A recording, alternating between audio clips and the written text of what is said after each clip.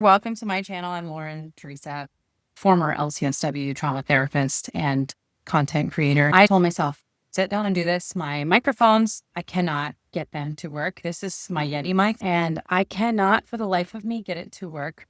I've uninstalled the driver. I've reinstalled the driver. I've uninstalled Descript. I've reinstalled Descript for my cell phone, bought a converter.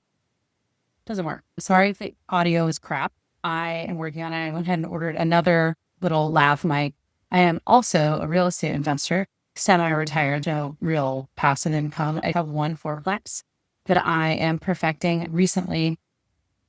Officially divorced, separated 3.5 years ago. My passion is financial literacy and minimalism. I have been on this journey for over a decade. After the divorce, I had to renovate the kitchens in my fourplex. It's been empty. So I've been paying mortgage, rent, utilities, contractors, electricians, and plumbers on my very small monthly budget. I ran into huge issues. I realized that my lifestyle creep and my spending had gotten out of control. So I was like, okay, back to minimalism, back to the low buy, back to the basics, back to what I know. A little history. I grew up in Austin, Texas, lower middle class. Both my parents worked. Mom went to law school. Dad worked 2 jobs. In kindergarten, he bought his first restaurant. 1988, 1989. I was 5. So now you know how old I am. So my dad bought the restaurant from the original owner for, I think, like $13,000. The guy was just like over it, retired, just wanted to get out of there. My dad bought the business for $13,000. He still leased the property and continued to never purchased the property. And he just recently sold his business. We grew up lower middle class. And as my dad's business progressed and he did better, my mom was a lawyer for 3 years. She became a stay-at-home mom, helped with the business some, and did side work when I was growing up, but mostly raised my brother and I.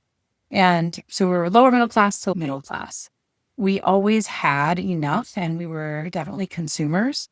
And my mom will always pride herself on a 50-cent garage sale sweater. She'll get 5 of them, which we never end up wearing and then end up giving away in the end. So, my $2.50 wasted.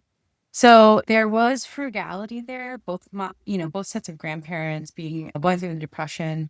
My dad's parents grew a lot of their own vegetables and fruit, pear trees, apple trees, peach trees, Texas. And then my mom's mom and dad had pecan trees in their backyard. And my grandmother, who grew up on a farm in Australia, would harvest all the pecans, have bags of pecans. Very frugal, neat, clean people. My parents, the baby boomers, were sort of the opposite. Shopping addiction, some hoarding addiction, mental health stuff happening. Mom was suicidal and still currently struggles somewhat. This isn't about them. I just give the background so you understand where I'm coming from. Even now, you can see my place is not necessarily super clean. I have been a minimalist now for, I would say, it started around the time my ex-husband and I moved in together. I started reading more on the topic. The financial literacy piece came first for me in 2008. I read Your Money or Your Life by Vicki Robin. A lot of the principles of that book are in alignment with minimalism. There's a lot of stories in that book about the waitress who retired in 11 years off of $60,000 a year.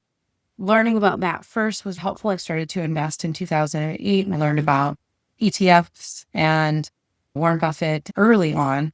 I was 28 at the time, 42 now.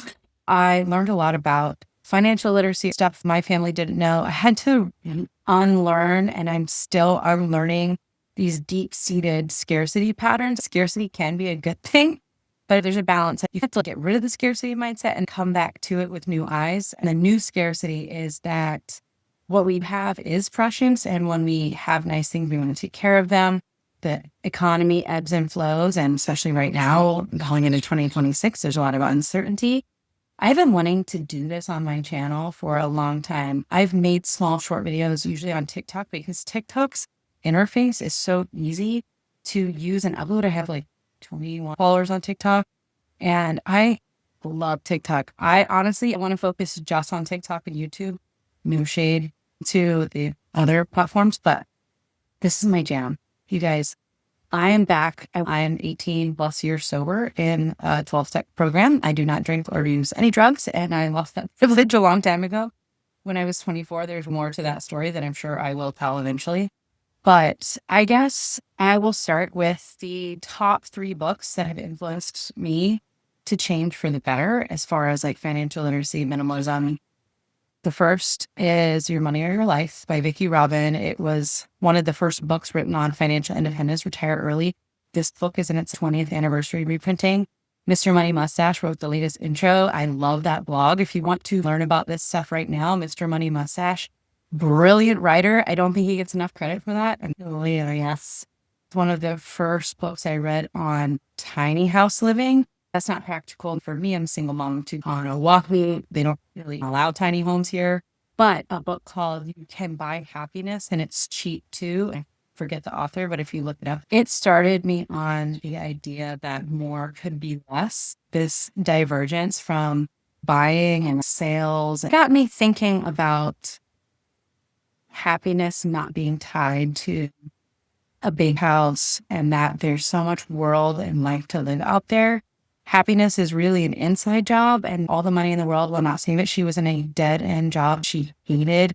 She saved up for 2 years to write her book, sold her stuff, got a tiny home on wheels, drove around the country and wrote her book. And that's why she says you buy happiness and it's cheap too. That like sparked something in me, that book. And I think I read that around 2010. I started devouring everything I could about minimalism, financial freedom, not working, doing what you love, the money will follow. A third book that I will recommend is for a mindset shift when you grew up with a lot of money scripts. I grew up with a lot of money scripts from my parents, implicit and explicit. Rich people were bad, poor people with money were bad. I became a social worker, so I had this relatability block to clients, and I had this familial block. Like if I become wealthy, I'm abandoning my family and becoming evil. I don't have tons of money, but I have enough to live for the rest of my life, not really do anything else. I have been retired early for a while now. The third book I'm recommending is The Financial Wisdom of Ebenezer Scrooge. It's a small workbook on your money scripts and blocks that you have within you that you're not really conscious of. And that rich people are bad people, and that if I become rich, I'm abandoning my family was really huge. And I can feel it in my chest and throat and in my eyes. It is such a heartbreak because I think I became a trauma therapist to save myself and learn to save my family and can't fix someone else. When I stopped being a trauma therapist, it was because I was really doing it for someone else, and it wasn't what I wanted to do. My empathy for others went to negative territory. It was a good thing I burnt out and quit when I did. This is a better avenue for me. I wish I'd gone to school for creative art, but it's fun. Your Money or Your Life by Vicki Robin. You Can Buy Happiness and It's Cheap Too, and The Financial Wisdom of Ebenezer Scrooge. Please add any other books that you think are good. Obviously, The Minimalists. There are so many. Leo Babloda.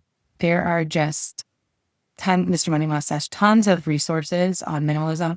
I have been super inspired by A Made Zen Life on YouTube. Dave Bolt. Again, there's a new lady, Don't Be a Lemon. Love her. I think, and there's some other creators too. I'm an INFJ. I'm extroverted here, but not in real life. I have 2 or 3 close friends, and other than that, I'm good. I have a partner I love who lives here too.